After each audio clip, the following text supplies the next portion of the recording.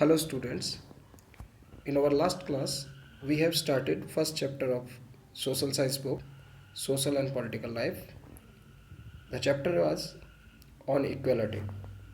उस चैप्टर में हमने इक्वालिटी जो कंसेप्ट है उसके बारे में पढ़ा through the story of Kanta, जिसमें कांता की स्टोरी के जरिए हमें बताया गया कि इंडिया में जो एक डेमोक्रेटिक कंट्री है किस तरह से इक्वालिटी एस्टेब्लिश की गई है।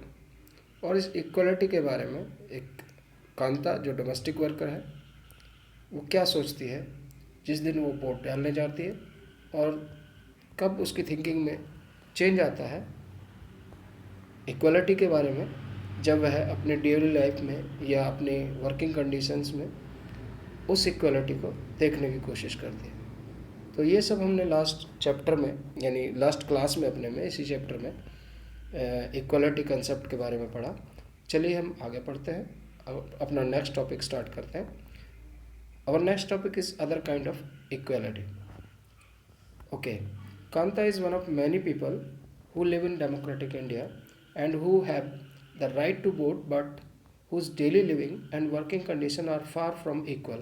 Apart from being poor, people in India experience inequality in different ways. Let us see what this means by reading two stories given below. Each of this is based on real incidents in people's lives and reflect the different kind of inequality that exist in India.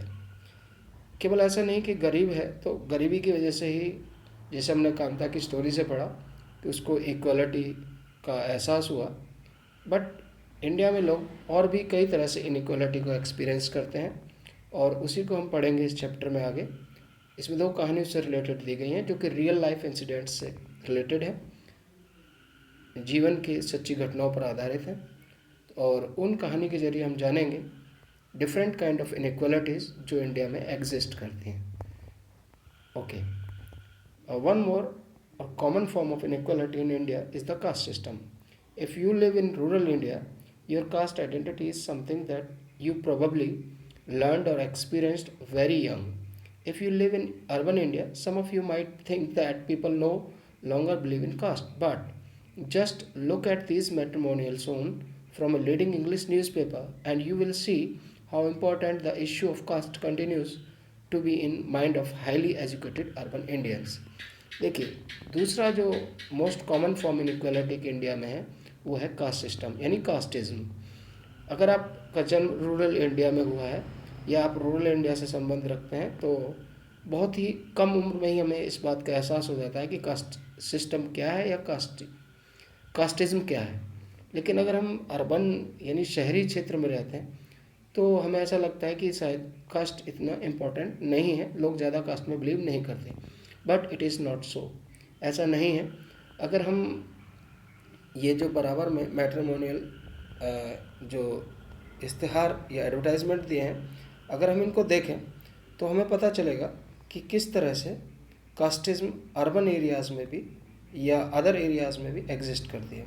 जैसे अगर advertisement को देखें, matrimonials को देखें, तो first matrimonial में दिया है caste no bar but SC ST excuse, यानी कास्ट की कोई बार नहीं है लेकिन SC ST को नहीं होना चाहिए। सेकंड अगर देखें तो सेकंड एडवर्टाइजमेंट में दिया गया है गुप्ता बॉय, यानी सेकंड मैट्रिमोनियल कहता है गुप्ता बॉय, वो भी एक कास्ट की बात करता है। And third one is Tamil ब्राह्मण। तो कास्टिज्म एक ऐसी कहेंगे थिंकिंग है जो हाईली एजुकेटेड अर्बन इंडियंस के अंदर माइंड सेट है, यानी उनके माइंड में भी कास्टिज्म हमेशा रहता है। ऐसा नहीं है कि कास्टिज्म सिर्फ रूरल इंडिया से या पुअर लोगों के अंदर होता है। Now let us read a story about experience of A Dalit child attending school. You have already read about Dalit in class 6 book. Dalit is a term that so-called lower caste used to address themselves. Dalit means broken, and by using this word, lower caste are pointing to how they were and continue to be seriously discriminated against. देखिए, हमारी कहानी है, अगली जो कहानी है वो है एक दलित चाइल्ड के बारे में जो स्कूल अटेंड करता है। उसने अपनी स्कूल अटेंडिंग लाइफ का जो एक्सपीरियंस है वो शेयर किया है इस कहानी में। और जो दलित वर्ड है वो क्लास 6 की हम बुक में ऑलरेडी पढ़ चुके हैं। दलित का जो मीनिंग है मीन्स लोअर कास्ट। ये कहें कि लोअर कास्ट के लोग अपने आप को दलित वर्ड से संबोधित करते हैं, एड्रेस करते हैं। उसका रीज़न यह है कि दलित का जो मीनिंग होता है वो होता है ब्रोकन, यानी जिनको दबाया गया है, कुचला गया है, जिनके साथ अभद्र व्यवहार या ये कहिए कि डिस्क्रिमिनेशन हुआ है, भेदभाव हुआ है, ऐसा कह सकते हैं हम। जिनके साथ भेदभाव हुआ है, दबाया गया है जिनको, या जिनका उत्पीड़न हुआ है, इसलिए लोग अपने आप को दलित वर्ड से संबोधित करते हैं। ठीक है, तो पहली कहानी है दलित बच्चे के बारे में। तो पढ़ते हैं कहानी। Om Prakash Valmiki 1950-2013 is a famous Dalit writer. In his autobiography Jhutan, he writes, I had to sit away from the others in the class, and that too on the floor. The mat ran out before reaching the spot I sat on. Sometimes I would have to sit away behind everybody, right near the door. Sometimes they would beat me without any reason. When he was in class 4th, the headmaster asked Om Prakash to sweep the school and the playground. He writes, the playground was very larger than my small physique could handle in cleaning it. My back began to ache. My face was covered with dust. अब देखिए कहानी है एक बच्चे की, और इस कहानी को लिखा है ओम प्रकाश वाल्मीकि ने, जो कि एक दलित राइटर है, बहुत ही फेमस दलित राइटर है, और उन्होंने अपनी ऑटोबायोग्राफी झूठन में अपनी ये कहानी बयां की है। अभी आप देख रहे हो ऊपर एक डिजिट दिया 1950-2013। इसका मीनिंग क्या होता है? एक्चुअली ये डिजिट जो है किसी राइटर या किसी व्यक्ति के लाइफ स्पैन को दर्शाता है कि उसका लाइफ स्पैन कब रहा है। फर्स्ट जो ईयर है वो शो करता है कि उसका ये बर्थ ईयर है, और लास्ट जो शो करता है वो उसका डेथ ईयर, उसका लाइफ स्पैन को शो करता है। सेकेंड ऑटोबायोग्राफी है। ऑटोबायोग्राफी का मतलब है the self composed real life incident by person, यानी जो ये कहें कि उसकी किसी इंसान की जो अपनी खुद की स्टोरी वो खुद लिखता है, उसको ऑटोबायोग्राफी कहते हैं। तो एक झूठन बड़ी फेमस एक कहानी है। ओम प्रकाश वाल्मीकि जो एक फेमस दलित राइटर हैं, उन्होंने लिखी। उसमें एक बच्चे का जिक्र है जो क्लास 4th में पढ़ता है, और जिसको स्कूल के अंदर फर्श पर नहीं जो मैट होता है, मैट पर नहीं बैठने दिया जाता, बल्कि वो ज़मीन पर बैठता है। और कई बार तो वो बिल्कुल क्लास में सब बच्चों के पीछे बैठता है, दरवाजे के पास बैठना पड़ता है, उसको डोर के पास बैठना पड़ता है ना। और कई बार तो बच्चे से बिना रीज़न के भी उसकी पिटाई कर देते हैं। वो क्लास 4th में ही है। एक दिन क्या हुआ कि उसके हेडमास्टर ने उसको कहा कि स्कूल का प्लेग्राउंड और पूरे स्कूल की सफाई करो, यानी उसको स्वीप करो, उसमें झाड़ू लगाओ। वो बच्चा बहुत छोटा था और प्लेग्राउंड बहुत बड़ा था उसके कद या उसकी उम्र के हिसाब से। अब इतने बड़े प्लेग्राउंड की सफाई करना, सोचिए कितना दुखदाई रहा होगा उस बच्चे के लिए। उसकी कमर में दर्द होने लगा, उसका जो फेस था वो पूरा धूल मिट्टी से ढक गया।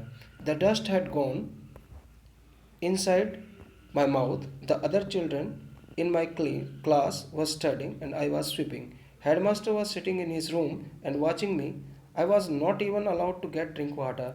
I swept the whole day from the doors and windows of the school rooms.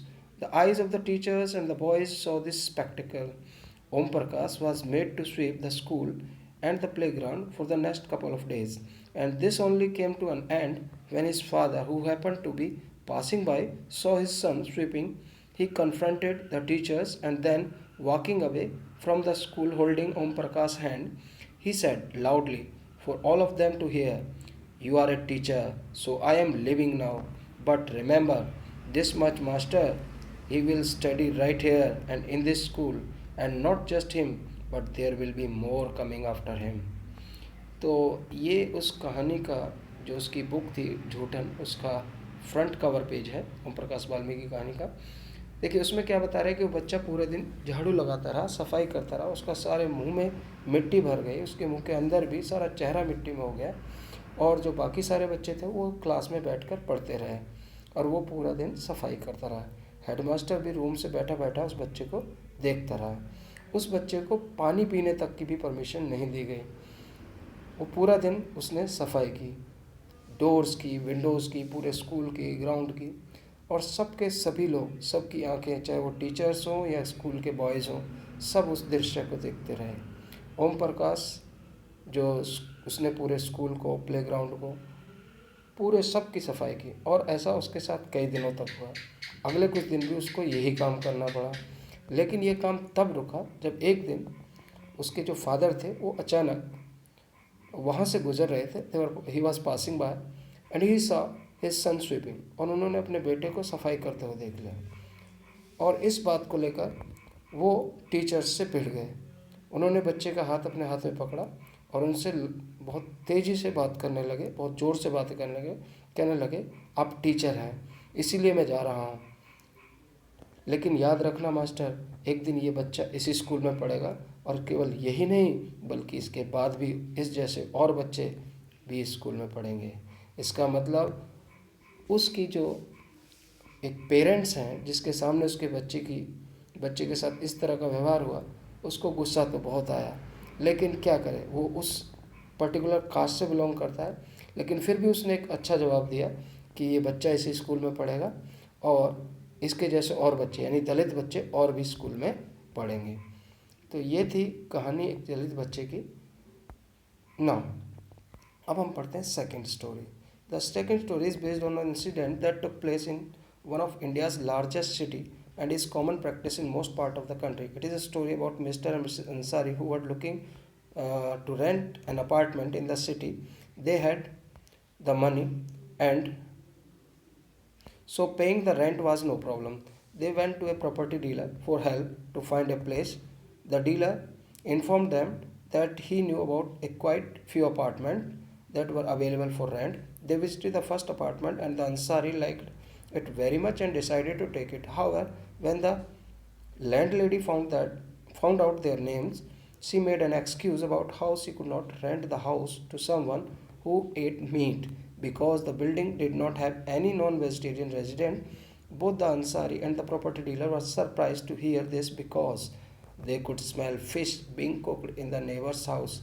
The same excuse was repeated in the second and third apartment. Finally, the property dealer told them that they might want to change their names and call themselves Mr. and Mrs. Kumar. The Ansari were reluctant to do this and decided to look some more. In the end, it took a whole month of looking at the apartment before they found a landlady who was willing to give them a place on rent. ये कहानी है एक बड़े शहर की, और ऐसा बड़े शहरों में अक्सर इस तरह की जो देश के कई हिस्सों में बड़े शहरों में इस तरह का अक्सर होता है। इस स्टोरी में बताया गया मिस्टर एंड मिसेस अंसारी जो रेंट पर एक बड़े शहर में एक रेंट पर एक अपार्टमेंट लेना चाहते हैं, किराए पर भाड़े पर मकान लेना चाहते हैं। उनके पास पैसा है इसलिए रेंट की कोई देने में कोई प्रॉब्लम भी नहीं है। तो वो एक प्रॉपर्टी डीलर से मिलते हैं और प्रॉपर्टी डीलर उनको बताता है कि हाँ उसकी निगाह में कुछ अपार्टमेंट है, तो वो उन्हें दिखा देगा। एक अपार्टमेंट उनको पसंद आ जाता है मिस्टर मिसेस अंसारी को और वो उसको लेना चाहते हैं, लेकिन जब उस लैंड लेडी को जो उस अपार्टमेंट की मालकिन है ये पता चलता है देयर नेम्स, उनके नाम मिस्टर मिसेस अंसारी है, तो वो एक अजीब सा एक्सक्यूज़ बनाती है और रेंट पर मकान देने से मना करती है। वो कहती है कि हम उन लोगों को मकान नहीं दे सकते जो मीट खाते हों, क्योंकि इस बिल्डिंग में कोई भी नॉन वेजिटेरियन नहीं है। लेकिन अंसारी और प्रॉपर्टी डीलर को इस बात पर बड़ी हैरानी होती है कि बराबर का जो मकान है जो नेबर में ही, वहाँ से तो फ़िश के कुक होने की स्मेल आ रही है। तो बड़े हैरान होते हैं और इस तरह का एक्सक्यूज़ कई बार रिपीट होता है। दूसरे अपार्टमेंट में जाते हैं, तीसरे में जाते हैं, वो सब यही कहते हैं कि हम मीट खाने वाले लोगों को या नॉन वेजिटेरियंस को रूम रेंट पर नहीं देते।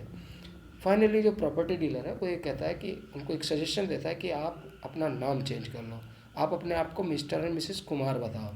लेकिन अंसारी जो मिस्टर अंसारी वो इस बात से सहमत नहीं होते और कहते हैं कि नहीं, वो और अपार्टमेंट्स देखेंगे। और उनको लगभग 1 महीना लगता है उस अपार्टमेंट या एक किराए का मकान ढूंढने में, और तब जाकर एक लेडी जो लैंड लेडी है, मकान मालकिन है, वो उन्हें रेंट पर मकान देने के लिए तैयार होती है। सोचिए एक कास्टिज्म या रिलीजन की वजह से कितने लोगों को किस तरह की दिक्कतों का सामना करना पड़ता है। Now you have understood by now that the caste we are born into, the religion we practice, the class background we come from, whether we are male or female, they are often the things that determine why people are treated unequally. Om Prakash Valmiki and Ansari are being treated unequally on the basis of difference of caste and religion. अभी तक जो हमने दोनों कहानियाँ पढ़ी उससे एक चीज़ तो समझ में आ ही गई होगी कि हम किस कास्ट में जन्म लेते हैं, कौन सा धर्म अपने अपना रखा है, कौन सा रिलीजन से हम बिलोंग करते हैं, किस कास्ट या क्लास से हम बिलोंग करते हैं, किस संप्रदाय से हम हैं, या मेल है फीमेल है। ये सब चीज़ें हैं जो डिटरमाइन करती हैं कि हमारे साथ किस तरह का व्यवहार होगा या हमारे साथ अनइक्वल व्यवहार होगा। तो ओम प्रकाश वाल्मीकि और अंसारी के साथ अनइक्वल यानी असमान व्यवहार, एक बराबर का कहते हैं ना व्यवहार, बराबर का दर्जा देना, वो उनको नहीं मिला।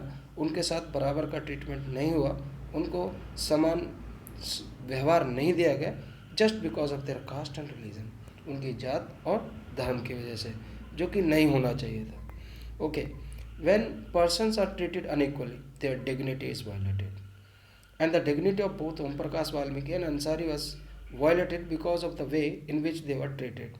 By picking on him, making him sweep the school because of his caste, Om Prakash Valmiki's schoolmate teacher hurt the dignity badly and made him feel as if he was less than equal to all other students in the school. Being a child, Om Prakash Valmiki could do a very little about the situation that he was in. He was in It was his father who, on seeing his son sweep, felt angry by the unequal treatment and confronted the teacher. The Ansari's dignity was also hurt when person refused to lease their apartment to them. However, when the property dealer suggested that they change their name, it was their dignity or self-respect that made them refuse this suggestion.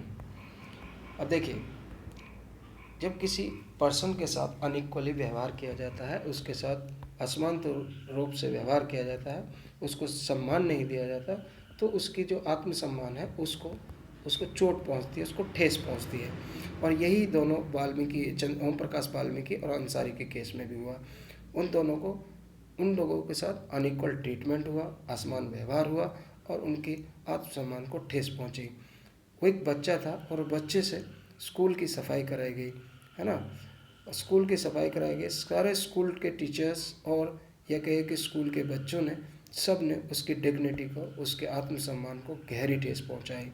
उसके साथ unequal व्यवहार नहीं किया, उसके साथ equal व्यवहार नहीं किया और उसको ऐसा फील हुआ कि शायद वो उन लोगों से कम है, लेस है, उन लोगों के बराबर नहीं है। सेम केस था अंसारी के साथ। अंसारी की भी डिग्निटी को बहुत हर्ट किया गया, उसको अपार्टमेंट देने से रिफ्यूज़ कर दिया गया, मना कर दिया गया, just because of their religion. तो और अंसारी को और भी ज़्यादा उसकी जो डिग्निटी थी या ये कि आत्मसम्मान ही था, जिसकी वजह से उसने अपना नाम चेंज करने से भी मना कर दिया। तो जब हम किसी के साथ असमान व्यवहार करते हैं, ये कहे कि उसको डिस्क्रिमिनेशन वाला व्यवहार करते हैं, उसके साथ भेदभावपूर्ण व्यवहार करते हैं, तो इंसान की डिग्निटी को, आत्मसम्मान को ठेस पहुंचती है, चोट पहुंचती है, जो कि नहीं होना चाहिए। देखिए, अभी फिल्म का एक सीन, एक फ़ोटोग्राफ यहाँ कुछ दिए हैं, जिसमें आप देख सकते हैं कि इस फोटोग्राफ एक फ़िल्म का है, दीवार फिल्म का, जो 1975 में आई थी। इसमें एक बच्चा जो शू पॉलिश करता है और वहाँ दो लोग आते हैं और उससे शू पॉलिश कराते हैं और उसकी पैसे को उसके सामने फेंक के मारते हैं, उसके सामने थ्रो कर देते हैं। तो वो बच्चा है, वो पैसे नहीं लेता और खड़ा हो जाता है और कहता है कि साहब, मैं नीचे फेंके हुए पैसे नहीं लेता। और फिर जो उसके साथ में दोनों लोग हैं, तो वो उठाकर पैसा उसके हाथ में देते हैं। तो ये स्टोरी क्या शो करती है? इस स्टोरी के माध्यम से ये दर्शाया गया है कि हर एक इंसान, चाहे वो बूट पॉलिश करने वाला हो, चाहे कोई अमीर व्यक्ति हो, हर एक इंसान का एक सम्मान होता है, एक सेल्फ रिस्पेक्ट होती है, डिग्निटी होती है। उसे हमें हर्ट नहीं करना चाहिए, उसको हमें ठेस नहीं पहुंचानी चाहिए। चलिए आगे बढ़ते हैं। Equality in Indian democracy. The Indian Constitution recognizes every person as equal. This means that every individual in the country, including male, female, person from all caste, religion, tribes, educational and economic background are recognized as equal. संविधान में चाहे वो किसी भी धर्म, संप्रदाय, जाति, mail, female, किसी से भी संबंधित हो, ट्राइब से संबंधित हो या उसकी कोई भी अमीर गरीब कोई भी इकोनॉमिक बैकग्राउंड रहा हो, सबको समान दर्जा दिया गया है। दिस इज़ नॉट टू से inequality ceases to exist. संविधान ये कहता है कि इनइक्वालिटी भारत में नहीं होगी, it doesn't, but at least in democratic India the principle of inequality of all person is equality of all person is recognised. और भारत में समानता का सिद्धांत संविधान के द्वारा अपनाया गया है। While earlier there was no law existed to protect people from discrimination and ill treatment, now there are several that work to see the people are treated with dignity and as equals। लेकिन अगर हम पहले की बात करें, जब हमारे देश के अंदर संविधान नहीं बना था या ये कहें कि कॉन्स्टिट्यूशन लागू नहीं हुआ था, उससे पहले भी लोगों के साथ डिस्क्रिमिनेशन होता था, भेदभाव होता था। लेकिन उससे पहले हमारे देश के अंदर कोई ऐसा कानून नहीं था जिससे इस डिस्क्रिमिनेशन को ख़त्म किया जा सके, लोगों की डिग्निटी और समानता का ध्यान रखा जा सके। लेकिन संविधान लागू होने के बाद हमारे देश के अंदर सबको समान दर्जा दिया गया है, इक्वालिटी दी गई। The recognition of equality includes some of the following provisions in the constitution. अब इस इक्वालिटी को इस्टेब्लिश करने के लिए संविधान में कुछ प्रोविजंस दिए गए हैं, कुछ प्रावधान किए गए हैं। क्या क्या प्रावधान है देखिए। Number 1, first, the every person is equal before the law. What this mean is that every person from the president of the country to Kanta domestic worker has to obey the same law. Second, no person can be discriminated against on the basis of their religion, race, caste, place of birth, or whether they are female, male. Third, every person has access to all public places including playground, hotels, shops and market. All person can use publicly available wells, roads, bathing, ghats. Fourth, untouchability has been abolished. तो संविधान के अंदर जो प्रावधान किए गए हैं वो 4 प्रकार से हैं। नंबर 1 कि संविधान के आगे सभी को एक समान माना जाएगा, यानी सब के लिए एक ही कानून होगा, चाहे वो देश का राष्ट्रपति हो और चाहे कांता जैसी कोई डोमेस्टिक वर्कर हो, यानी सबको एक ही कानून का पालन करना पड़ेगा। सेकंड, किसी भी व्यक्ति के साथ उसकी जाति, धर्म, संप्रदाय या बर्थ के हिसाब से, मेल फीमेल के हिसाब से किसी तरह का कोई भेदभाव, डिस्क्रिमिनेशन नहीं किया जाएगा। थर्ड, हर एक व्यक्ति को किसी भी पब्लिक प्लेस में आने जाने की, चाहे वो प्ले ग्राउंड हो, शॉप्स हो, मार्केट हो, पूरी तरह से आज़ादी होगी। All person can use publicly available wells, roads, bathing ghats. ठीक है, यानी हर एक व्यक्ति जो भी पब्लिक फैसिलिटी है उनका यूज़ कर सकता है, चाहे वो स्नान के घाट हों, नदी का किनारा हो, कुएँ हों, रोड हो, सभी। और चौथा जो मोस्ट इम्पॉर्टेंट है कि हमारे देश से छुआछूत को ख़त्म कर दिया गया, एबोलिस्ट कर दिया गया। एक्चुअली अनटचेबिलिटी क्या होती थी कि जो लोअर कास्ट के लोग होते थे उनको अपर कास्ट के लोग टच भी करना एक तरह से पाप सिन समझते थे। लोग बड़ी जाति के लोग जो थे, अपर कास्ट के लोग छोटी जाति के लोगों को टच भी नहीं किया करते, इतना भेदभाव किया जाता था। लेकिन हमारे देश के संविधान में, कानून के द्वारा इस अनटचेबिलिटी को समाप्त कर दिया गया। तो ये हमने पढ़ा कि किस तरह से हमारे देश के अंदर संविधान के द्वारा इक्वालिटी को एस्टेब्लिश करने के लिए प्रावधान किए गए।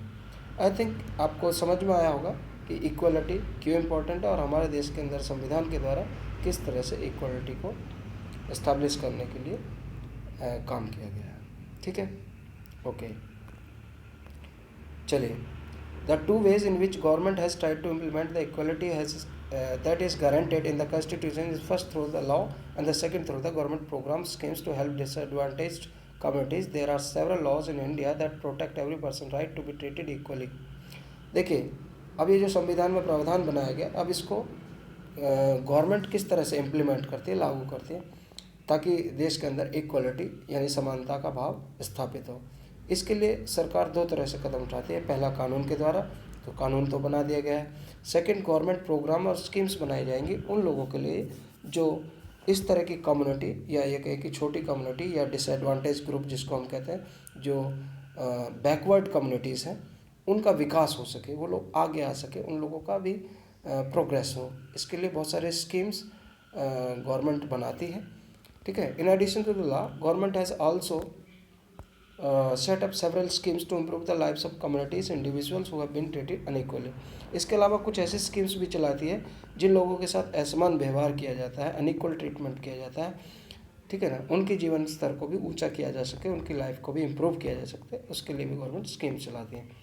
These schemes ensure greater opportunity for people who have not been had this in the past. In schemes के जरिए उन लोगों को जिनके पास ये व्यवस्थाएं या कहीं अपॉर्चुनिटीज़ पहले नहीं मिल पाती थी, अब उनको ऐसी अपॉर्चुनिटीज़ मिल पाती हैं ताकि वो अपना विकास और अच्छे से कर सकें. One of the steps taken by the government includes the midday meal scheme. This refers to the program introduced in all government elementary schools to provide children with cooked lunch. Tamil Nadu was the first state in India to introduce this scheme, and in 2001 the Supreme Court has asked all the state government to begin this program in their schools within 6 months. This program had many positive effects. These include the fact that more poor children have begun enrolling and regularly attending the school. Teachers reported that the earlier children would often go to home for lunch and then not return to school, but now with the midday meal they being provided in the school, their attendance has improved. Their mother, who earlier had to interrupt their work to feed their children at home during the day, now no longer need to do so. The program has also helped reduce the caste prejudice because both lower and upper caste children in the school eat this meal together, and in a quiet places Dalit women have been employed to cook meal. The midday meal program has also helped reduce the hunger of poor students who often come to school and cannot concentrate because of their stomach are empty. Okay तो government ने एक ऐसी scheme चलाई है जिसका नाम है midday मील.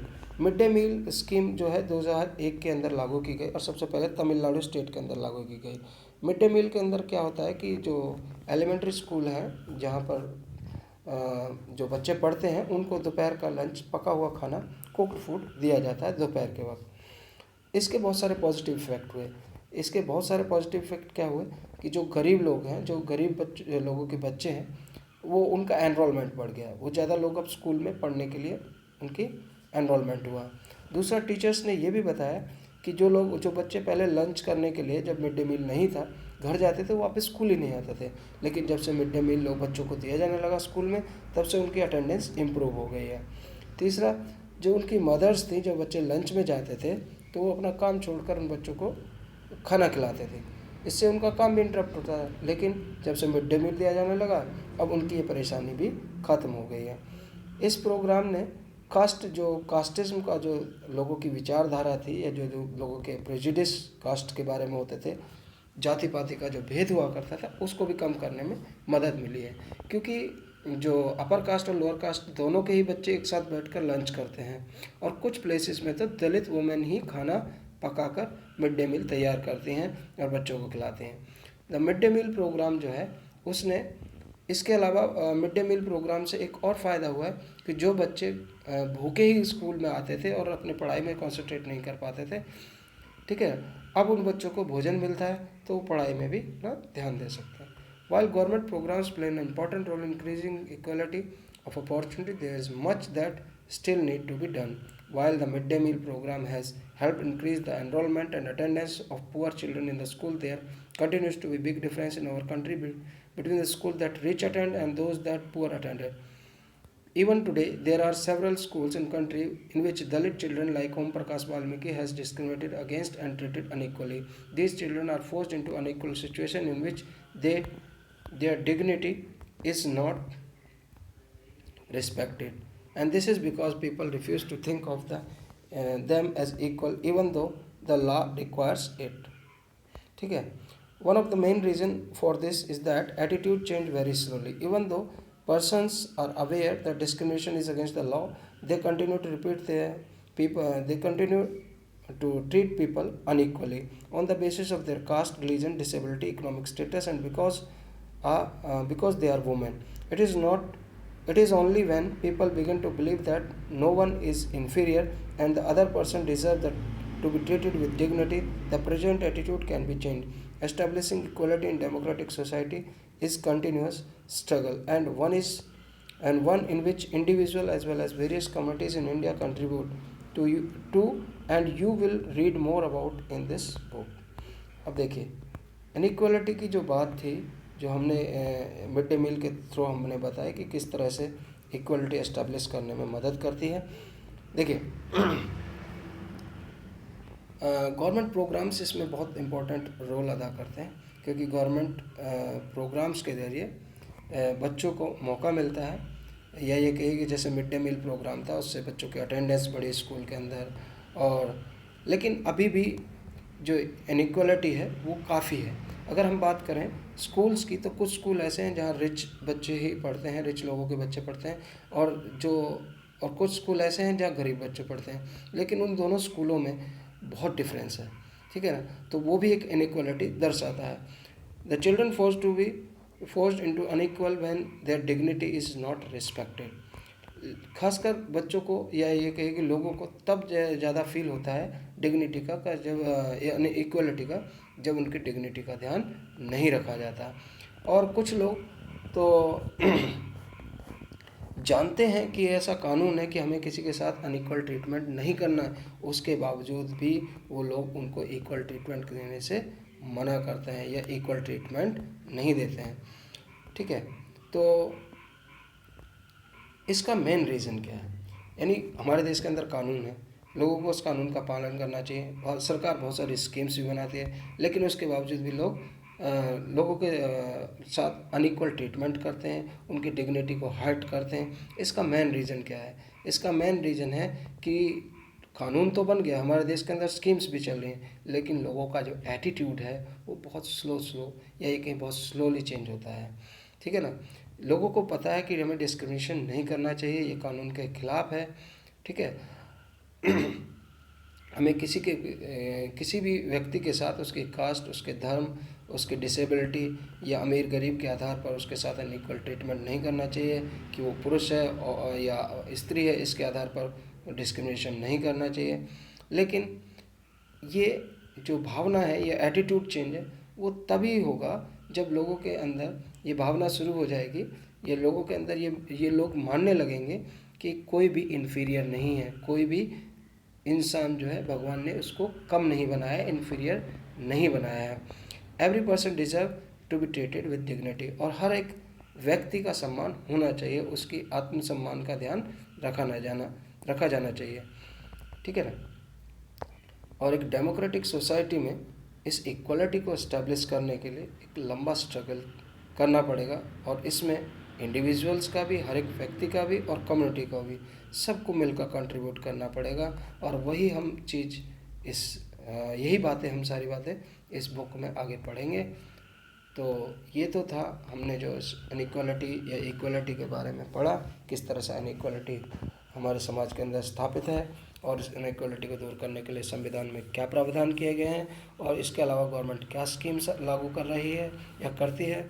और इसके बावजूद भी हमारे देश के अंदर अभी भी डिस्क्रिमिनेशन बहुत सारे लोगों के साथ किया जाता है, जातिगत आधार पर, धर्म के आधार पर और बहुत सारे आधार पर इल ट्रीटमेंट किया जाता है, या उनकी डिग्निटी को ठेस पहुंचाई जाती है।